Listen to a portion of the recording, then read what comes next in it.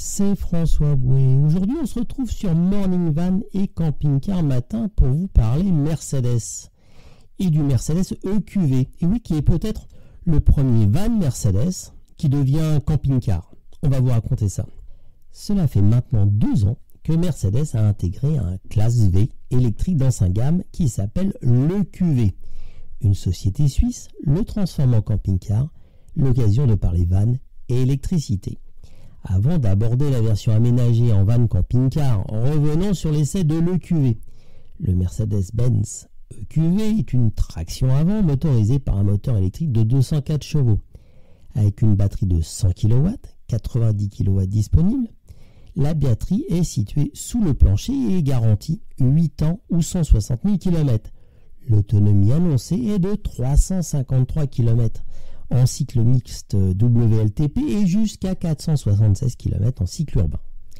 Au volant, on retrouve le comportement d'un classe V thermique. C'est imposant, souple en suspension, très typé confort. Rien ne sert de bousculer la bête. Le roulis et le sous-virage sont de mise dès que l'on veut un peu hausser le ton. De toute façon, dès que l'on fait un peu de route, on se rend compte que le QV est plutôt adapté à 2 domaines. La ville, pour le transport de personnes, ou comme souvent l'électrique à sa place, et les départementales. Cette adaptation au trajet hors autoroute est cohérent avec un projet camping-car van. Et oui, l'utilisation d'un van, c'est plutôt la balade à la découverte des pays traversés que les autoroutes. En tout cas, les 204 chevaux disponibles en mode sport sont bien là, et ce en dépit des 2,8 tonnes à emmener. La vitesse maxi est limitée à 160 km/h, mais comme on le verra plus tard, les problématiques de consommation rendent ce critère superfétatoire.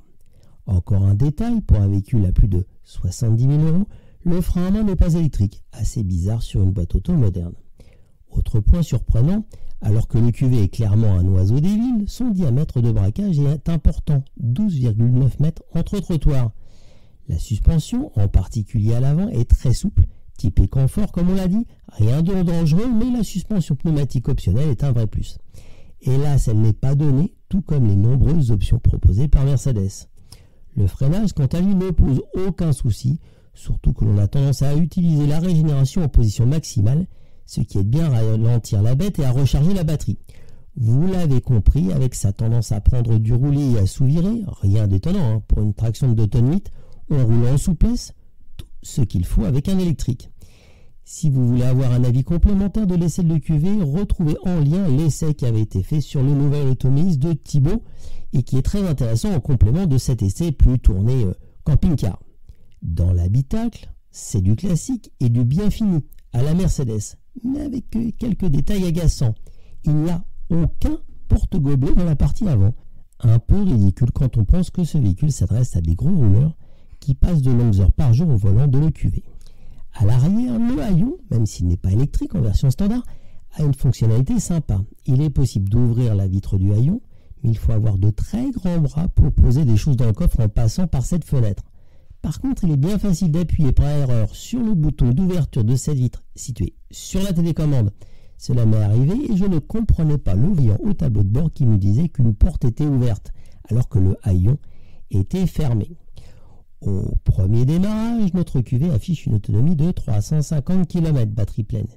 Dès que je vais me mettre la clim en route avec une température extérieure très clémente, mon autonomie va baisser de 10%. Rien d'étonnant vu le volume et les surfaces vitrées du Mercedes. En plus du mode sport, 2 modes additionnels sont disponibles. Le Eco-E avec la puissance réduite à 136 chevaux et le Eco-E Plus avec seulement 109 chevaux. Et qui sont, il faut le dire, un peu indispensables pour ne pas être à sec de batterie très rapidement. En plus de ces modes de base, des palettes derrière le volant vous permettent de choisir votre mode de régénération au lever de pied. Mais le QV ne garde pas en mémoire la régénération choisie à chaque redémarrage, et c'est bien pénible. En roulant sur départemental et à un rythme très cool, vous pouvez espérer ne consommer que 30 kW au 100. Consommation réalisée avec un EQV de base non équipé en camping-car. Donc il faudra, quand il sera en camping-car, emmener 300 kg de plus, ce qui ne va pas améliorer la consommation. Par contre, si vous voulez explorer les autoroutes, vous retrouvez les travers de tous les utilitaires électriques. La consommation s'envole vers des sommets, tellement qu'il est inenvisageable de rouler à 130 km/h stabilisé. La batterie a beau offrir près de 90 kW utiles, la consommation reste très importante.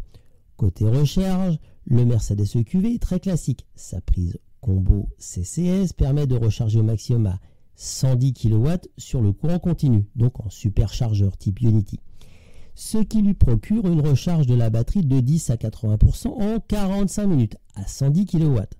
Cela est très théorique car lors de mes tests, je n'arriverai pas à dépasser 80 kW en pointe, quel que soit le niveau de batterie au moment de la recharge. Détail incongru, le branchement du câble de recharge se fait via une trappe dans le bas du pare-choc avant. L'endroit est vulnérable, situé plutôt bas, avec un éclairage mesquin, son ergonomie est clairement à revoir.